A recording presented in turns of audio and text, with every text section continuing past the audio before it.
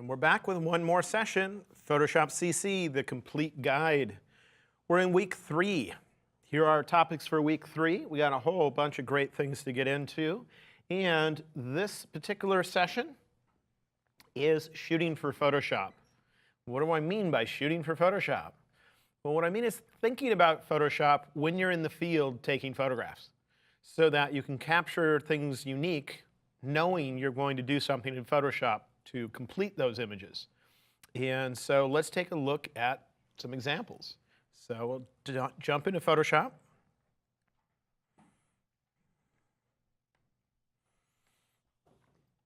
All right, well first, let's talk about some standard things you do when shooting for Photoshop, one of which would be a panorama. You probably wouldn't take a panorama of multiple photographs unless you knew you could somehow combine them together. And if you have Photoshop, that would be one of the choices for how to combine them together. So here I have a bunch of images to stitch.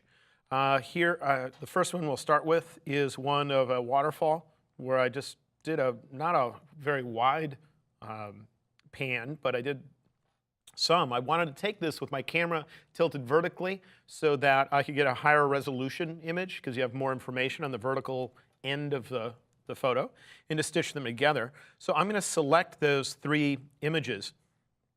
Then there are 2 different ways I can stitch them together. The first method for combining these together is to go to the Tools menu in Photoshop, to choose Photoshop, and to choose Photo Merge. This is the way you had to do it in older versions of Photoshop. When you choose that choice, it will bring you into this screen, where on the left side you can tell it how you're going to allow Photoshop to distort your pictures in order to get them to fit together. And I would usually choose the choice of auto because most of the time it does an okay job, and only if it doesn't do a good job would I try this process over again and force it into one of these other settings. Now we'll use one of these other settings in a creative way in a little while, but for now we're just going to use auto, and in fact I'm going to leave everything that's in here at default settings. The one thing I might want to consider is if I have a newer version of Photoshop, there's a checkbox at the bottom called Content Aware Fill Transparent Areas. And what that would do is if your panorama does not end up being a perfect rectangle, which it almost never is, any areas that are undefined, any areas that would look like a checkerboard, Photoshop would automatically fill in using the Content Aware feature, where usually you have to make a selection of that area. You would go to the Edit menu and you would choose Fill.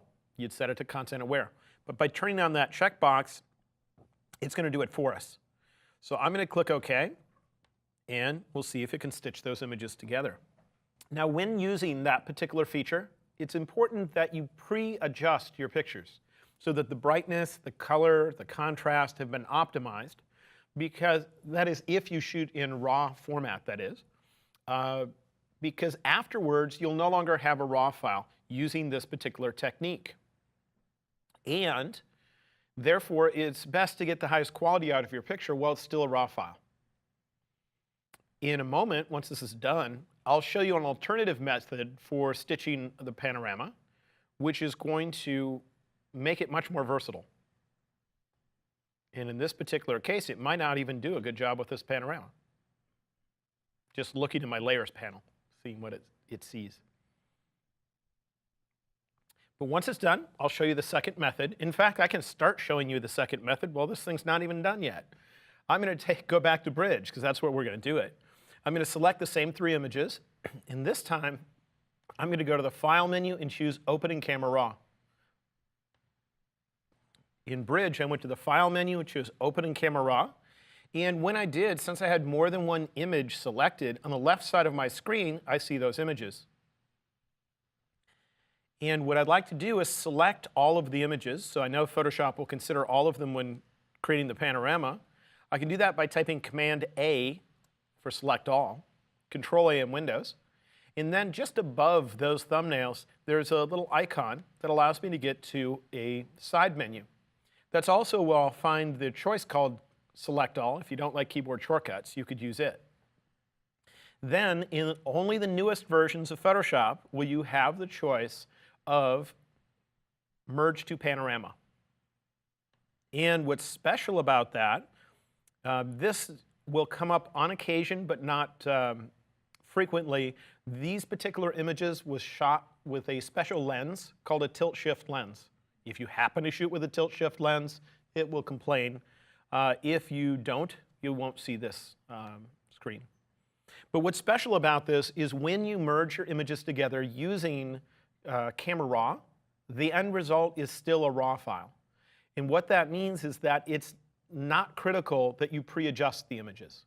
The quality of the adjustments you can make after the panorama has been stitched are just as high quality as working on the original RAW files. And to me, that's a huge advantage of using this particular technique. So the vast majority of the time, this is what I would use. The other thing is when we did it the manual way, the old way, which is what I was showing you a few minutes ago, there were choices on the left side of my screen, but there were no preview. If I were to switch between those choices, I couldn't see what the end result was without actually clicking OK to have it stitch and show me that end result. Here, I do have a preview. There's only 3 choices for what's known as the projection, but if I click between them, it can regenerate the preview here and show me it. Not all of these will be usable, though. Sometimes it'll complain, like this particular one, that it can't be used. But it is nice having a preview where you don't have to restart the process in order to use a different setting. Then, only in the new version do you have this area on the right side called Auto Crop in a slider called Boundary Warp. So let's see what they do. If I turn off Auto Crop, it will show me the full image that it ended up creating. And it's usually not a rectangular image. If I turn on Auto Crop, it will automatically crop to the largest rectangular image it could get out of that end result. So with Auto Crop turned on, you see it's cropping the image. But watch what Boundary Warp does. I'll first do it with Auto Crop turned off and look at the empty areas of the image. And as I bring this up, it's going to distort my picture to bend it to try to fill those empty areas. And on some images, that'll work perfectly fine because there's nothing near the edge of the photograph that has like if you had a bathroom tile or something over there where if you warped it, you bent it at all, you'd notice that the grout lines within the tile aren't straight. And if you don't have that kind of content near the edge of your picture, oftentimes you can get away with just bending the picture out to fill those areas. And if so, you can use Boundary Warp. Now, most of the time when I use Boundary Warp, though, I have the Auto Crop checkbox turned on. Then what I see is when it's turned all the way down is I see the undistorted version. Then as I bring Boundary Warp up, where it can fill more of those areas, the cropping becomes wider and wider, so I can judge how much can I get away with and will it look good. When I'm done, I can hit the Merge button. And when I do, it'll ask me where it should save the end result. In my case, I'll put it on my desktop because that's going to create a brand new file that contains the panorama. It will be a DNG file. A DNG file is Adobe's version of a RAW file. And it has the same qualities of a RAW file, which means that had I not pre-adjusted the image here in Camera Raw, I would still be able to get the highest quality out of it. It's often much easier to figure out which settings to use after you already see it stitched together into a wide panorama. I'll just click Done here. So we've created it. Now remember, the manual way of doing this, the old way of doing it, was to instead select those same images, choose Tools, choose Photoshop, and choose Photo Merge. And I would use that only if the feature I just showed you a moment ago didn't work, didn't produce a good result, and sometimes it just can't stitch things. It's just there wasn't enough overlap between the pictures or something makes it so it can't. And this is using slightly different technology, so it's just another chance to possibly get it stitched. Now when I chose that, though, let's see what our end result looked like. Remember, I left it running in the background, and I said, let's switch over to bridge and do it the new way, it actually didn't do a very good result. If you look at it, wasn't the result on the other one look wide and look normal? In this particular image, it just looks really odd. It doesn't look anything like the actual scene that I was photographing.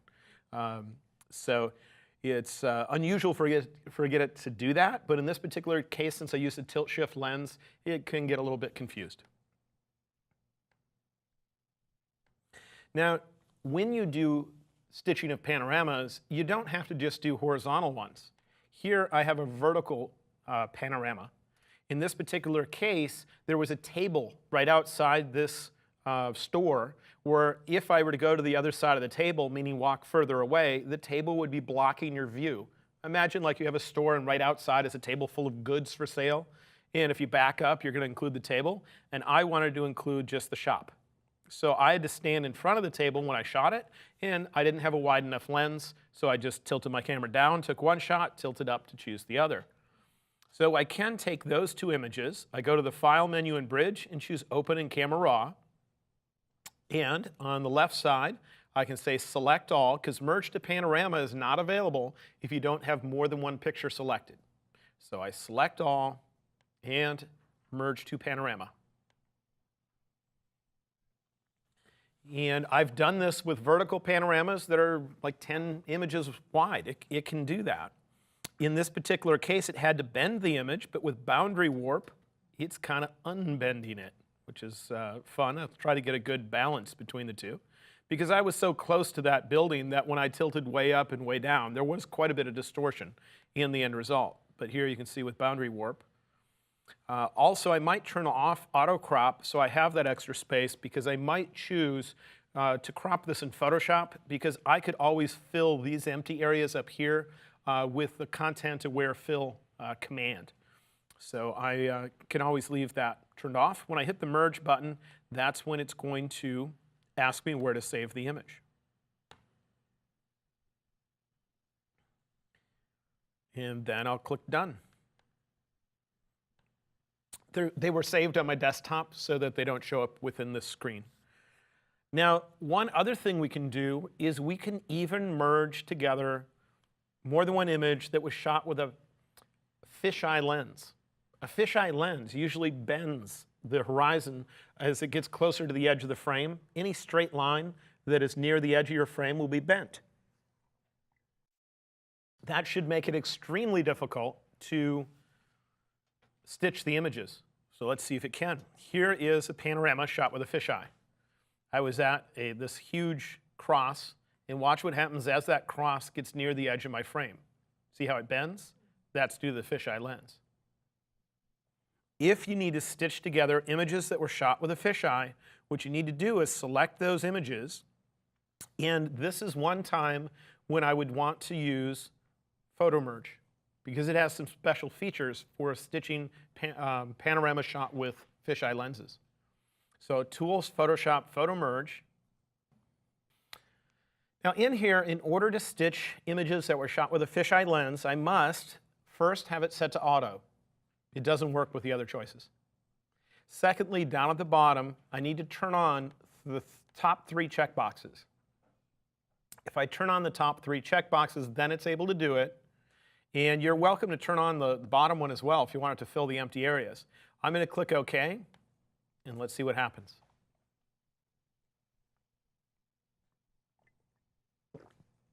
Now, when it's done, it's not going to be a perfectly normal panorama in that it will have some distortion. We can correct for that distortion. We mentioned how to do so when we talked about filters, but I can give you a quick reminder. You can see that I have my individual layers there. I don't need to work with the individual layers, so I'll merge them together by choosing Merge Visible. Then I would usually go to the Filter menu. I would convert for Smart Filters, so that any change that I make with the filter is something I can go back into later and make further refinements. It wouldn't be permanent. And then I'm going to choose Adaptive Wide Angle. Even choosing Adaptive Wide Angle is going to try to start correcting for the image, but it didn't quite correct the way I'd like it to be. I don't want my horizon line to be so bent. So there's a tool in the upper left that is active by default, this one. And with that tool active, I will click where the horizon would meet the right edge of the image. And I'm going to drag and just follow the horizon. And as long as it produces a line that matches the shape of the horizon, then I'll continue across the image. If it ever starts to deviate, then I'm going to stop. Like right now, do you see how it's going up into the sky? So I'm going to just say, how far could I go? I'll probably go to the middle here. That should work fine. Now, if I were to just let go right now, it would turn this into a straight line. It doesn't mean that that straight line is horizontal, though. Then I could right-click and force this to be horizontal. If I right-click on it, I have that choice. Now it's horizontal. Or when I'm doing it to the opposite side of the image, if I want it to be horizontal from the beginning of me trying this, then what I'll do is just hold down Shift. Shift means turn this into horizontal when I let go. So you see how I can do that. Then you see the curvature at the top of the cross. So I'll click on this, and as long as Photoshop can figure out that it is curved, meaning that it produces a curve of the same shape, I can put it right across there. I'll hold Shift to say I want it perfectly horizontal. And you see how it's straightening it. I'll do the same thing for the vertical part of the cross. Hopefully it'll line up, because it's aware of what kind of lens I shot this with, and so it knows about some of the distortion. It just needs to know what part of the image is important to fix. Now, this isn't perfect by any means. The cross is not equally, extended on each side. It might have been my positioning as far as where I shot the photo, the angle and such. But considering what we started with, which was a bunch of images shot with a fisheye lens, it's crazy it was even able to stitch it at all. So the fact that I can get to this point, to me, is just wild. Okay? Just remember, when you stitch the image, I did it not using Camera Raw. I used the old manual way, which is what was available in previous versions of Photoshop. And when I did at the bottom, there were 3 checkboxes that need to be turned on. And I had to use the choice called Auto to get it to be able to do that.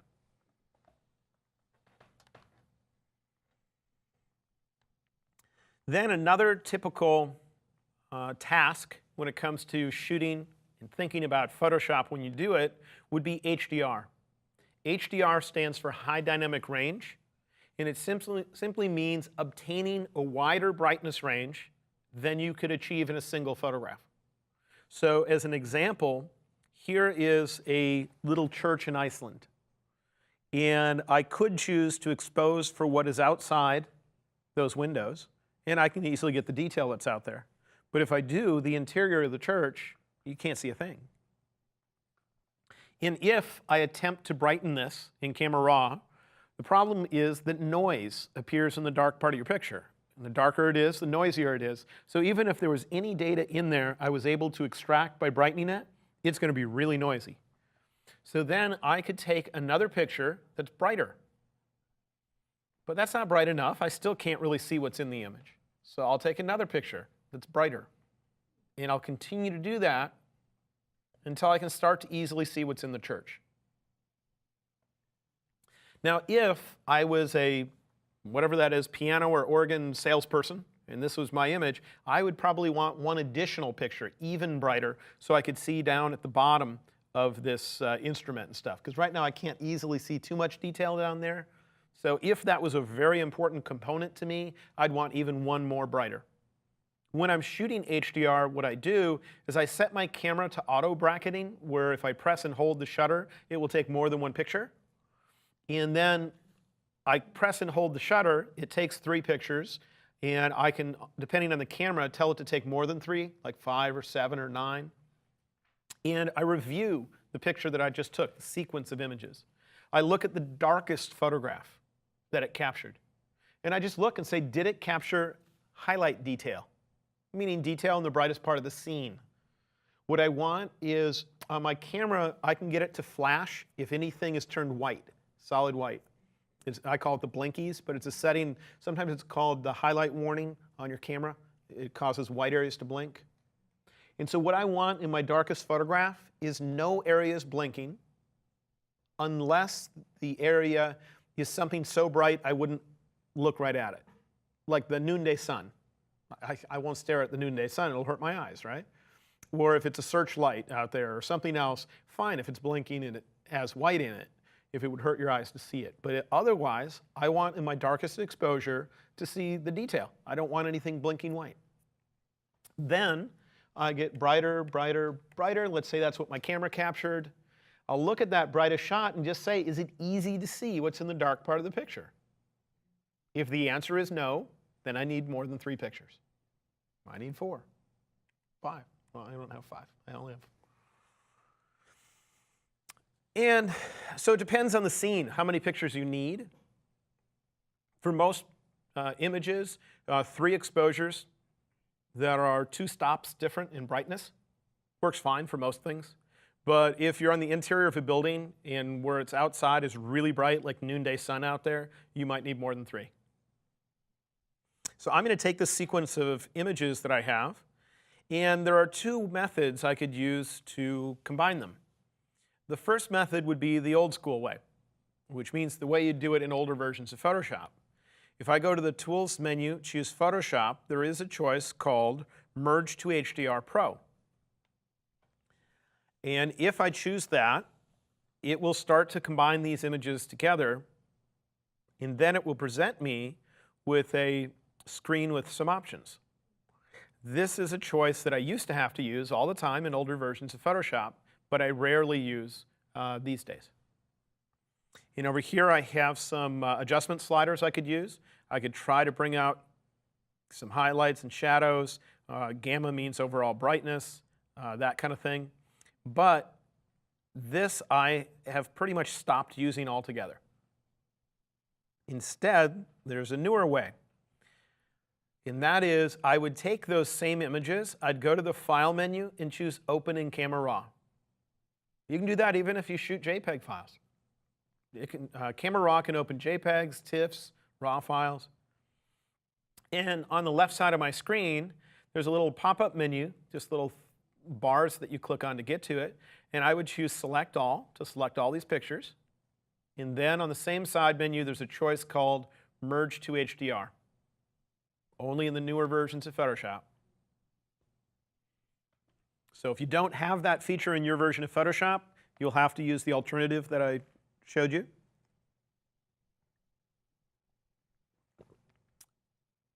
There is a weird tip related to that old method if you happen to have an old version of Photoshop. Well, I'm waiting for this. In there was a pop-up menu that said what kind of end result do you want, and you had the choice of 16-bit, that kind of stuff. I believe there's a choice in there called 32-bit. And if you set it to 32-bit, all the adjustment sliders below will go away. If you set it to 32-bit and you click OK, then save the result as a TIFF file format. Then you can adjust the end result in Camera Raw, and it will look much better than if you didn't know that trick. But I don't have to go through that in the new versions because it has this feature we're using currently that we're doing in Camera Raw. Now there's some red covering up my picture, and that's there because of this feature down here called Deghost. I'm going to turn that off for now. And then we're going to explore that later. Right now, if you ever see an exclamation point in the upper right corner, it means it's not done updating the screen. So it just means, hey, hold on a second, I'm still calculating. So it might change when that goes away. So in the upper right, we have a few choices. We have Align Images, and that makes it so I could shoot HDR handheld. I wouldn't do handheld HDR in this kind of situation where the interior of that church is so dark that if I'm shooting handheld, the brightest exposure would be too long of an exposure to be sharp handheld. But when you're outside, like noonday sun kind of time, you can easily shoot HDR handheld. And this will align your images. Below that is a choice called Auto Tone. If you don't have that turned on, your image will look rather dark and dull. And what that does is the same thing in general as being in Camera Raw, and there's an auto button that just tries to adjust some of the sliders for you to get you started with your adjustment.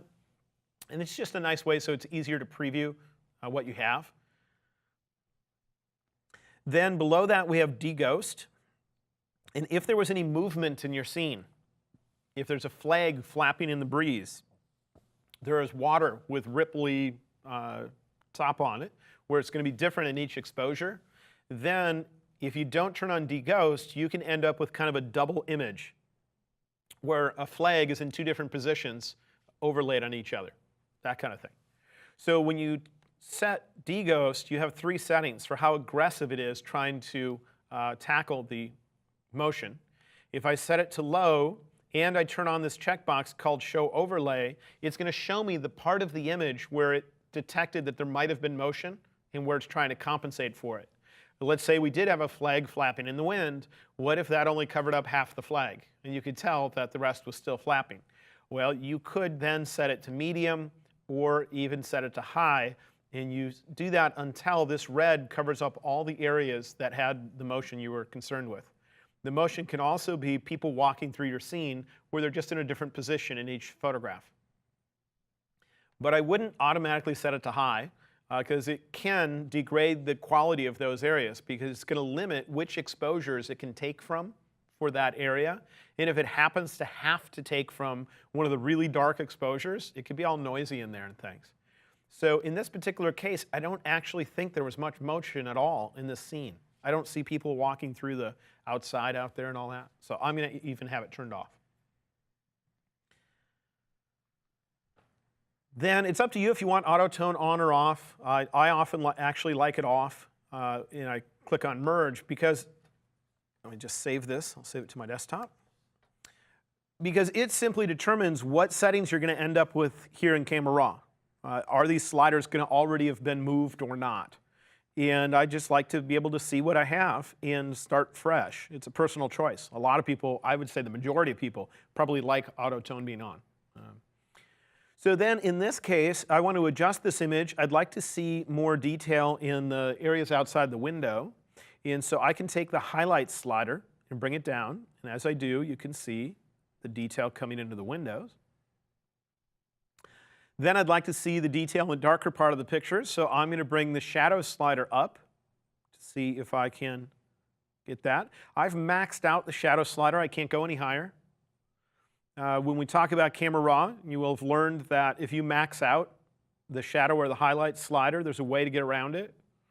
And what it is you go to the exposure slider and move it in the direction you wish you could move the one that's maxed out. Okay, so I wish I could move the shadow slider further this way. Do that until you like the shadows. But the problem is the exposure slider affects your whole image. And so that will have caused the bright part of your picture to get too bright. So to compensate, then you're going to come down here to the highlight slider and move it in the opposite direction that you moved the other sliders. And there'll be a limit to how far you can move it, but that's usually the solution. I'll fine-tune what I have here. Contrast will also help to control how much of a difference there is between bright and dark. And this is just like any other file at this point as far as how you go about adjusting it using Camera Raw. And what's nice about this method is that unlike the old way of doing this, the way where I mentioned you had to select the images, you chose Tools, Photoshop, Merge to HDR Pro, this is a RAW file when I'm done. Using the other method, it's not. And that means adjusting things like white balance gives you a much higher quality result than it would if you used the other technique. So it's very much preferable, I would say. When you're done, you can just hit the Done button. You'll end up with a DNG file. I believe I saved mine on my desktop. And you're good to go. If you don't need a DNG file because you need it supplied to somebody else, you need a JPEG or a TIFF, open that image in Photoshop and just go to the File menu and choose Save As. Or in Camera Raw in the lower left is a button called something like Save Image. And in there you can say make this a JPEG or a TIFF and it'll save out a copy to give somebody else. So here's another example. This is the exposure I needed to get the detail of the interior of this particular structure. Then I took another one, 2 stops darker, and I took another one, 2 stops darker to get the sky. But in this shot, look at how dark the interior is. And if I try to brighten that up using Photoshop, it'll be so noisy that I won't like it. Because the dark parts of your image, the darker it is, the more noise there is. But if I take those 3 images and combine them, I can easily see the detail in all of those areas using HDR. You can even do an HDR panorama. HDR panorama? What you do is when you're shooting the panorama, you will be taking a bracket of exposures, most of the time 3. And so on one side of my scene, I go click, click, click, I get that part. Then I pan over a little bit and click, click, click, get another. Pan over a little bit, click, click, click, and keep doing that until I've gone all the way across the scene.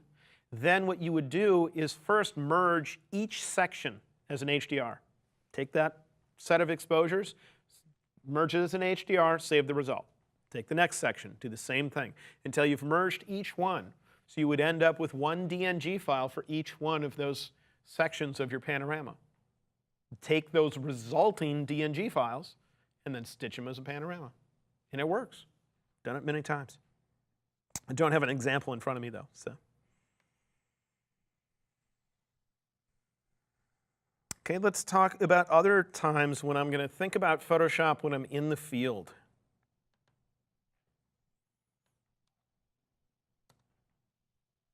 Here I'm shooting through a broken window, and my camera is very close to the glass of the window.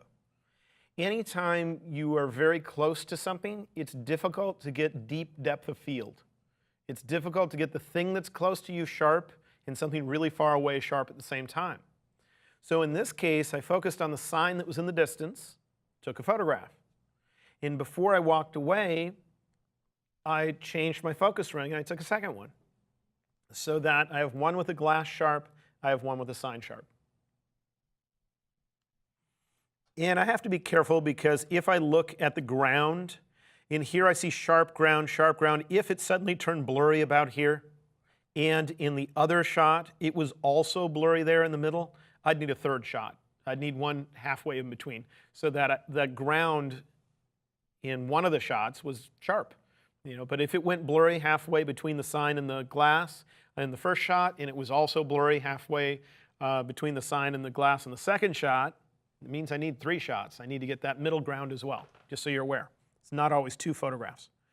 I'm going to take those 2 photographs and select them here in Bridge, and then I want to combine them together. To combine them together, I'm first going to tell Photoshop to put them in layers. So load files into Photoshop layers will be the first thing.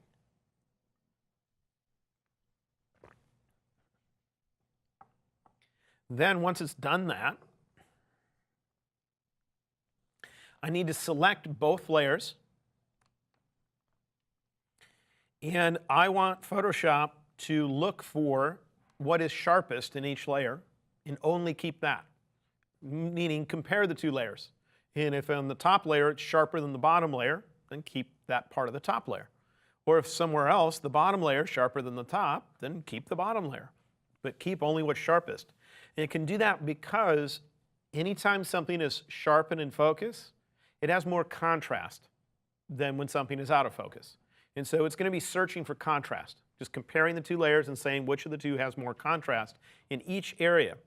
So to do that, I'm going to go to the Edit menu, and I'm going to choose Auto Blend Layers.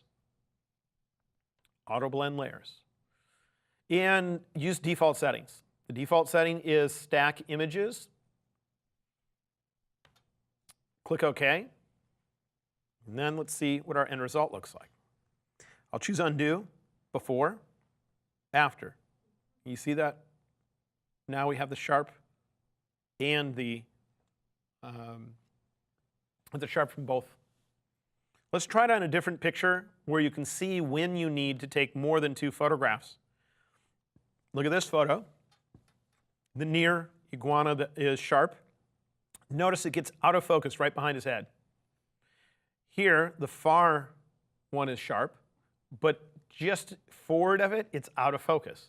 So this area down in here that's in between the 2 is always out of focus, isn't it? So I should have had a third shot, right? Also, I'm going to take these 2 images and choose load files into Photoshop layers. And you also have to be careful if you shot handheld, because that means the position of things might not be the same. So here, do you see the shift when I hide the top layer? You can try to use the command called auto align layers, which would attempt to align them. But since there's a large area that's out of focus in each image, it doesn't look the same as what's on the other layer, so it won't know to align them. It won't know that the blurry iguana is the same as the sharp one, as far as subject matter goes. But if you were in the class when we talked about blending modes, you'd know that there's a blending mode that compares layers. And it makes things black when they're identical. And if they're not going to ever be identical, it just gets darker as things are closer to lining up. And that's one called difference mode. If I turn on difference mode, I see some shades in here, and I just move this around. I see it gets brighter if I go some ways, and it gets darker if I go others. And boy, right when it's as dark as I can get it, probably right around there, is probably when it lines up. Even though the two layers are quite a bit different, because one's blurry and one's not in each area. Let's see if I turn off the eyeball here before. They're pretty close to lining up now, aren't they? So you see how that difference mode helps me out. Now I'm going to select those two layers. I'm going to go to my Edit menu, choose Auto Blend, and just use default settings. And it should look weird because the part in between the two is going to still be out of focus. Now, when you do this or you stitch a panorama, on occasion it will look like you have what I call worms, which is, do you see this little worm here? Those are not actually in your picture. If you were to save this as a flattened image, a JPEG file, they wouldn't be there. If you were to print it, they wouldn't be there. It's just an artifact of viewing your image at an odd percentage of magnification. And if you were to zoom up to an even magnification or get to 100%, 100% is the only truly accurate view of your image, you would find that those artifacts are not there. So watch this area. I think it was right there where the artifact was. You'll see that they suddenly show up right about there. And it just has to do with you're trying to show so much information on a screen that doesn't have pixels that small to show you everything, that on occasion there's some little errors. And so if you want that to go away, just tell it to merge those layers together. Say you're done. And watch those little worms that are in there. They'll go away. Because now it had to combine those layers at full size, and then it recalculated this small view. And since it was one piece, it didn't get those little pieces.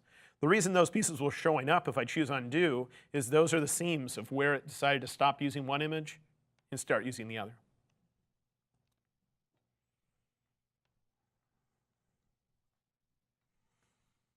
All right, then let's look at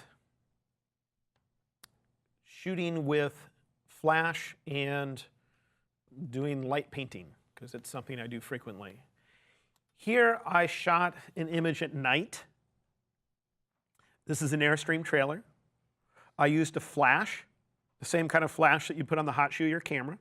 I just took it off the hot shoe of my camera. It has a test button on it, and I could manually fire it. I had a set of colored gels, just thin colored pieces of plastic, that I could hold in front of it to change the color. But I only had one flash. What I would have loved to have done is put one flash on the left, one flash on the right, put another flash inside the trailer, put another flash somewhere else, and create this whole lit scene. But I was too cheap. I'm walking around with one flash in my hand, right? So I put my camera on a tripod. I take my flash, I put the colored gel on it, and I pop it off with that orange gel. Then I do a walk to the right of my camera, I put a green gel on it, and I pop it. Then I go inside and I pop it with a blue gel. Then I use a red gel. I put it right underneath my tripod and point it across the ground from near ground level. And then finally, in the far distance, I doubt you can see it, but that's a motel sign in the distance. I ran out there really close to the motel sign, pointed it up at it, and popped it. Well, I can take those images and end up with one. It looks like I popped them all at the same time, as if I had what, 1, 2, 3, 4, 5 flashes. How do I do it? Well, I select those images. I choose Tools, Photoshop, load files into Photoshop layers. That's going to stack these images.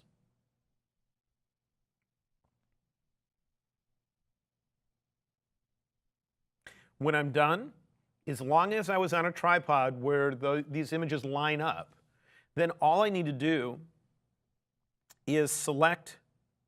Oh, it looks like there was an extra image in there. Okay. Let me try one thing here. I didn't realize that I had selected an extra image. There was a larger picture in the same folder, and so it caused it to have some extra space. When you're actually shooting things like this, you won't have that. They'll all be the same size. So I had to do something quick just to clean up my file. All right, I'm going to select all those images in my layers panel. I just clicked on the top layer, I held Shift, and I clicked on the bottom layer. And then all I need to do is change this menu to a choice called Lighten. And it just combined them all together. Show you another example. Here are some exposures. In this case, I didn't even bring a flash. I found a flashlight. A friend had a flashlight. We went to this place.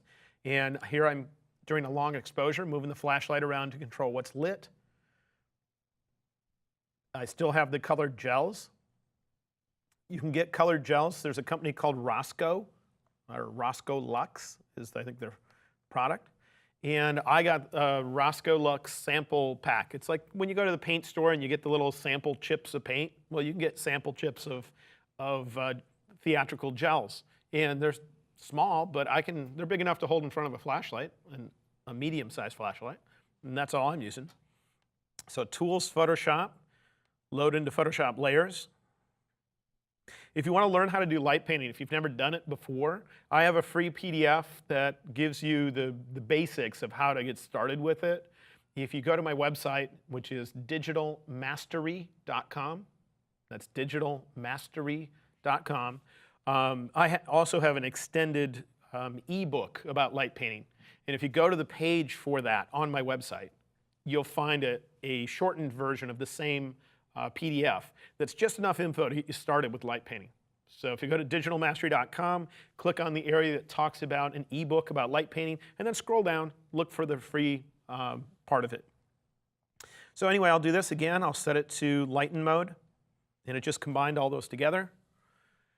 We can then mask each individual layer if we'd like, so that if there's an area of a layer you don't like, you just paint it out. So do you see the green that's on the ground over here? I don't like that. So I turn off the individual eyeballs one at a time in my layers panel to figure out where is it. It's in this layer. I click on that layer and I add a layer mask. I grab my paintbrush tool. Painting with black, I can come over here and just paint it out. I've got to make sure my opacity is at 100. Because the other layers will fill in there. We have multiple layers to fill that area in.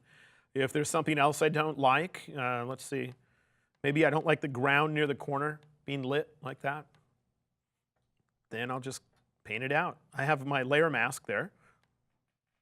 What do we got? Oh, that's working. Or I was looking at a different layer. Sorry, I was looking up above. I got to work on the layer that I was actually turning the eyeball on and off on. So I'll add a mask to the top layer. That's the one that had this in it. Yeah. So I can fine-tune it. If I think something's a little too bright, I click on it and I lower the opacity at the top of my layers panel. So I can control how strong it is. And by doing so, I can click on all sorts of layers, adding masks, and if I don't like things like the reflection of the taillight on the bumper, I can get rid of it, as long as I can figure out what layer it's on.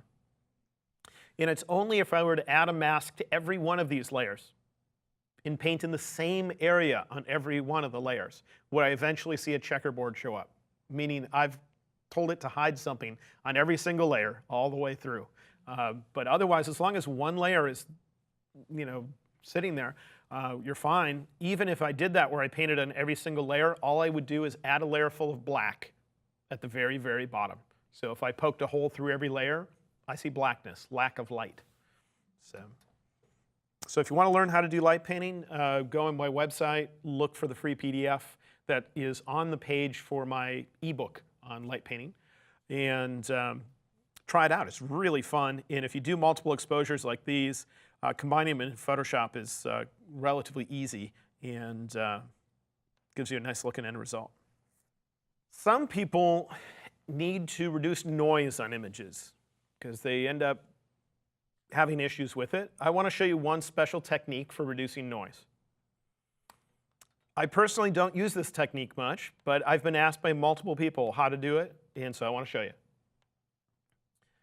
If I wanted to reduce noise, I'd increase the amount of light in a room, use a flash, that kind of stuff. It's not often that I need long exposures and such. But looking at this image, to me, it looks noisy. And I hope you can see it on the video feed, because I know with the compression, it's sometimes hard to see. But to me, it looks very noisy. So what I did is I took more than one picture, put my camera on a tripod, left the exposure identical, then I took another picture.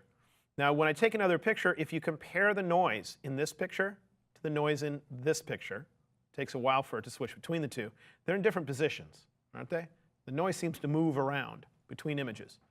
So if I were to take a bunch of pictures, and by a bunch, I mean maybe a dozen, then I could select those images. And in this case, I'm not going to select them all because it would take too long for my computer to wait and finish the process. I'll take 3 just to show you the technique. I'm going to take those images and choose to load files into Photoshop layers. Same thing we used for the light painting images. Once I've loaded them into Photoshop layers, I need to select all the layers that show up in the Layers panel, and I need to turn them into a smart object. To turn something into a smart object, you can choose Layer, Smart Objects, Convert to Smart Object. That'll look as if, that will look as if those images have been merged together, but it still has all the individual pieces. Then I'm going to return to the Layer menu. I'm going to return to the menu called Smart Objects. And then I'm going to find a special choice down here called Stack Mode. And I'm going to set it to a choice called Median. Now let me open a version of this file where that's already been done. So we don't have to wait for it to do the stacking and everything. And I can show you the difference. I'll just choose Layer, Smart Objects, Stack Mode, and I'm going to set this now to Median. And let's see what happens to noise. I'll choose Undo afterwards. Before, I see a lot of noise. After, it's lessened. I can get rid of even more noise by using more shots.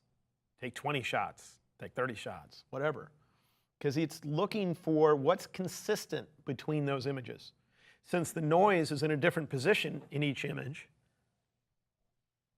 what's consistent is the real detail in the picture. And so therefore, we can get closer to a crisp, sharp image. So what did we do? We load files into Photoshop Layers. We selected all the layers. We went to the Layer menu, turned it into a smart object. And right after doing that, went here to Stack Mode, Median. Weird technique, but it can work. It's just I personally don't need to do that much, but I did have requests for it because it's not something that you can discover on your own. So a lot of people want to know. Let's talk about time-lapse. If you put your camera on a tripod, you can capture one thing, and over time, in fact, let me go to a different series. Here was Yellowstone National Park, for instance. Steam is constantly moving, so take one shot, take another shot. If your camera, like a Nikon camera, has a timer built in where you can tell it to take a picture every 4 seconds, then if we suddenly play back those pictures taken every 4 seconds at the normal video rate of 30 frames per second or close to it, we can speed up time. If you're going to do that and you're shooting with a high-resolution camera, your camera is going to capture much more information than you truly need for a video because it's high res. It's like my camera is, I don't know if it's 42 megapixels or something. That's a massive amount of data. So the first thing I would do after capturing these images is I would select the sequence I'd like to use. I would go to the Tools menu, choose Photoshop, and choose Image Processor, and see if Photoshop is awake or not. Of course not. Usually it doesn't bring up that screen that I'm getting quite as frequently as I am here, but for some reason it wants to. This is the image processor. I would tell it to save my images as JPEGs, and I would tell it to resize them to fit. And the size for video, HD video, is 1920 by 1080. That's the number of pixels and the width and height of HD video. You could turn on this. I'm actually not sure that that's going to matter, but I happen to feel like turning it on. And then here you have a quality setting. For now, you might as well set it to as high as it goes, which I believe might be 12. If you're not sure, type in a massive number like 9 billion. And when you click OK or Run up here, it will complain and say that you can't type in a number that high. So when I hit Run, oh, the highest number is 12. OK. I thought it was. So now I got to put that at 12. So what this is going to do is resize all my images down to the size that I've typed in here. So therefore, Photoshop doesn't have to deal with massive images. You can tell it where to save those images in this second section up here. If you choose Save in Same Location, it will create a new folder called JPEG. Yeah, so it won't record over the originals, that kind of stuff, and it will put them in there. So I would hit Run. I'm not going to do that right now because it would simply take time. I've already done that to a folder of images, okay? So that we don't have to wait for it to open each image, scale it down, and resave it, open the next image, scale it down, and resave it. Here's a different time-lapse sequence. These have all been scaled down already. So let's figure out how to make that a time-lapse using Photoshop. I'm going to go to the File menu, and I'm going to choose Open. And I'll navigate to the folder we were just in. And I'm going to click on the very first file. And at the bottom down here is a checkbox called Image Sequence. And that's what I need to use. When you do this, it's important that the file names are what you might call contiguous. They're sequential, meaning that you haven't thrown away some files where these numbers suddenly jump from image number 10 to suddenly image 15 with no of the numbers in between, because it can get confused. So make sure the numbering, the naming is consistent when it comes to that. But you click on the very first file, turn on Image Sequence. When you click Open, it'll ask you how fast you want to play those frames back. You want to do it 30 frames per second, you want to do it 24, you want to do it 10, whatever you happen to like. I'm going to come in here and use 15 to make it be a little slower. Click OK, and it'll just open it. In your Layers panel, if you look, it'll have a little movie kind of icon, film icon on the corner. If you want to play this, you can go to the Window menu. There's a choice called Timeline. That's what you use for video. And there's a play button. Ignore all the other buttons. It's right here, play. The first time you play it, it might not go quite as fast as you told it to, because it's kind of calculating what the images look like, and it can be slow and jumpy. The second time you play it, it will usually play closer to normal speed. And there is a way to adjust how many frames per second afterwards. I actually don't recall what it is. If I do recall it later on, I'll have my wife put it in the handbook, or I'll put it on the Facebook page so you can know how to do that. Otherwise, just go choose Open again and go through the exact same process again and just type in a different number. The higher the number where it says frames per second, the faster it'll go. Slower, the lower. When you're done, you go to the File menu, choose Export, and I will find a choice in there called Render Video. Now, I'm not an expert on video. I don't do much video. And so as far as which settings should you use in here, it's up to you as far as what your use for the image is. But we have H.264, which is a common format. And you can tell it again what frame rate you'd like to use in here. But if you click render, you will get a file in the file format you've asked for here that you can play in other programs, like QuickTime, the QuickTime Player. And so that's one way of doing a quick time lapse in using Photoshop. You ever wonder what that little checkbox at the bottom called image sequence when you open a file does? Well, that's what it does. All right, one last thing. You remember what we did with light painting, how we had more than one exposure and we set them in lighten mode, and that ended up combining us those layers. Well, you can do that with things other than light paintings. You can do that with a waterfall. Let me show you what happens. You know how with waterfalls you can do a long exposure? And if you do a long exposure, you get blurry water.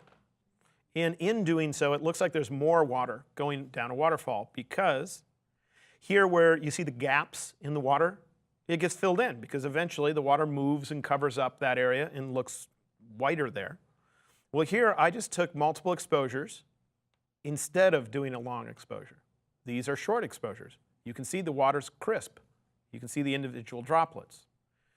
Well, if I select all these layers and I change the blending mode to lighten, the same blending mode we used for the light paintings, watch what happens to the waterfall.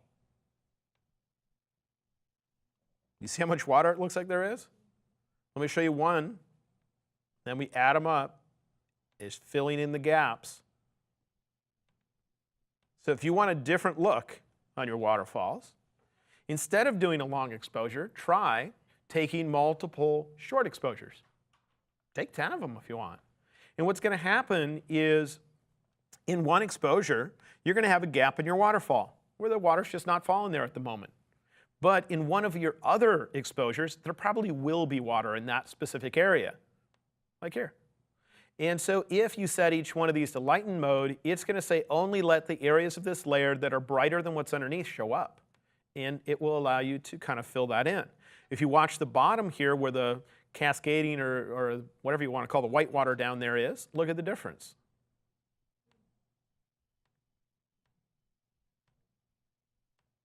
Okay? So it's just another idea where sometimes I'm in the field and my brain just suddenly goes, wait a minute, couldn't I try this in Photoshop? You know, this little trick, and I just wanted to share that with you.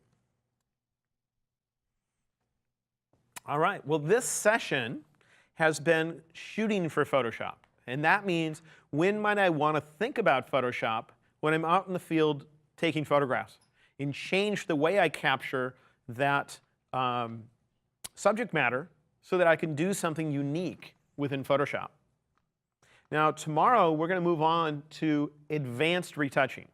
We covered basic retouching in another session, but we didn't get into enough of the really interesting methods we can use for retouching, so that's what we'll end up doing tomorrow. Between now and then, why don't you head over to Facebook? Because on Facebook, we have our own private group. If you're not in the group yet, here is the web address you need to go to find the group. You do need to ask to join it, but we'll approve you pretty quick. You can come in and start talking to everybody else that's taking the class. What's nice is it's a private group so that your other followers that are not part of this group cannot see what you post there. That means you can ask all sorts of questions. Your clients won't know about it or anything unless your clients are taking this class and they decide to become part of the group too. But also, the Facebook group is where I determine what questions you guys are into, because every Friday I do a Q&A video. And I look at the Facebook group to figure out what would you guys like me to cover. Finally, if you purchase the course, it's a much better experience because you get bonus videos. There's a dozen of them. They're multiple hours long when you add them together. Just stuff we don't have time to cover here. You get a handbook that's very extensive. You get practice images. So if you don't have a waterfall where you can take a bunch of short exposures, you get a waterfall where you can put together my images like that. So you can be experienced doing it before you need to actually use it on your own images. So by the time you get to the situation where you need it, you're comfortable. or at least you've done it a few times and you can remember enough about it. I also give you daily homework assignments. If you want to find me online, here are a few of your options. I hope to see you in those areas. And this has been another episode of Photoshop CC, the ultimate guide. See you tomorrow.